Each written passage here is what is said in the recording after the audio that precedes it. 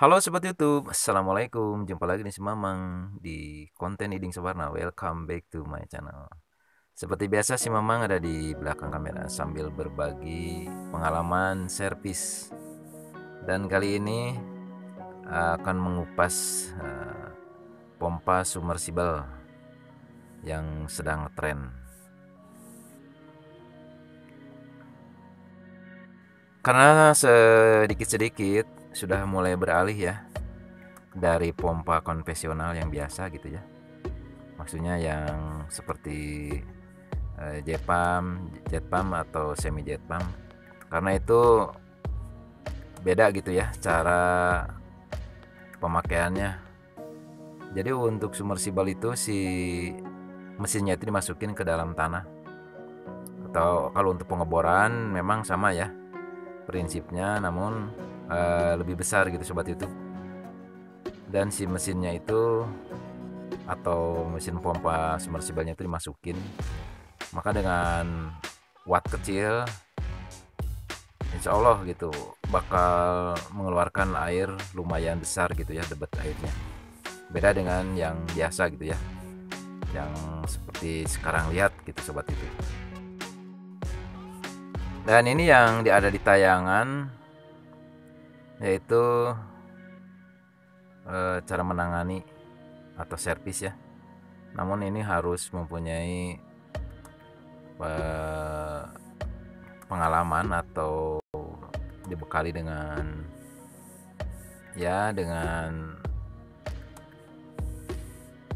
servis atau pengalaman servis ya. Karena ini bentuknya kecil gitu sobat YouTube, ada yang 3 in gitu ya, dan panjang gitu. Karena ini terbuatnya dari baja anti karat, karena mau tidak mau ini harus ditanam gitu atau dimasukin ke dalam tanah ya, mendekati sumber air, sehingga cara kerjanya pun luar biasa gitu sob, bisa menarik air walaupun seperempat PK atau 250 watt.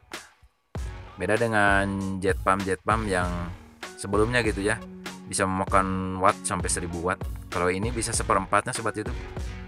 Lagian untuk airnya juga debitnya lebih besar gitu sobat YouTube. Makanya sekarang mulai beralih ke submersible. Mungkin itu sobat YouTube. Tapi setiap alat atau mesin pompa gitu ya, tetap saja ada gitu kelemahannya gitu ya. Ya misalnya kalau sealnya udah bocor, udah kadaluarsa atau mungkin udah lama gitu ya. Ya sama juga gitu akan mengalami kendala seperti ini ya. Nah, ini sedang diperbaiki atau dililit ulang gitu sobat YouTube. Bisa sobat lihat di sini fisiknya kecil gitu ya. Nah, itu sebagai ini aja gitu gambaran. Nah, ini tangannya kecil ya. Ini kisaran 250 watt atau seperempat PK. Nah, ini kebakar gitu sobat YouTube. Sedang dililit ulang. Begitu sobat YouTube. Jadi jauh sekali ya bedanya sama yang suka dipakai jet pump atau yang wattnya gede gitu ya, sampai 1000 watt rata-rata itu. Terus debit airnya juga kadang-kadang besar, kadang-kadang tidak gitu ya. Apalagi kalau udah harus dipancing lagi, wah itu udah ini aja gitulah. Harus ditangani benar-benar gitu. Beda dengan submersible gitu sobat YouTube. Jadi submersible itu lebih simpel sebetulnya. Mesinnya dimasukin ke dalam tanah mendekati pusat air atau permukaan air gitu sobat YouTube. Dan itu sama kabel khusus gitu ya dimasukin ke dalam. Tapi itu tergantung ya ukuran yang besar atau yang kecil. Kalau yang untuk seperempat watt kayak ini sepertinya tidak menggunakan pengaman atau tali tambang. Tapi itu tergantung. Kalau misalnya agak riskan ya bisa saja gitu mempergunakan tambang pengikat gitu ya.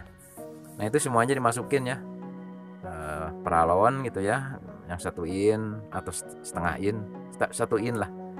Yang 1 in dimasukin sama kabel sama tambang yang diikatkan pada bodi submersible-nya gitu sobat YouTube.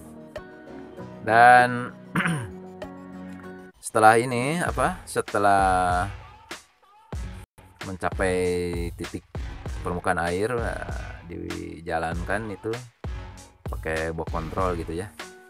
Itu airnya lumayan sob, walaupun hanya wattnya kecil gitu, 250 watt, tapi debit airnya lumayan besar gitu, bisa melebihi ini jet pump biasa gitu ya, atau mesin jet pump biasa.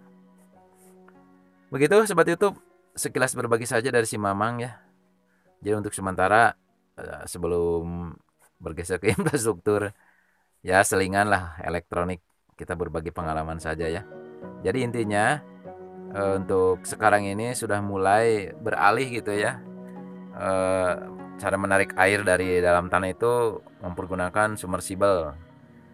Sebagian sudah mulai digeser. Begitu sobat YouTube, yang suka silahkan di subscribe, dan kalau ada salah kata mohon dimaaf gitu ya. Mudah-mudahan sehat selalu, dan yang sudah bergabung terima kasih, dan yang mau berbagi silahkan di kolom komen. Jangan lupa ya subscribe. Assalamualaikum.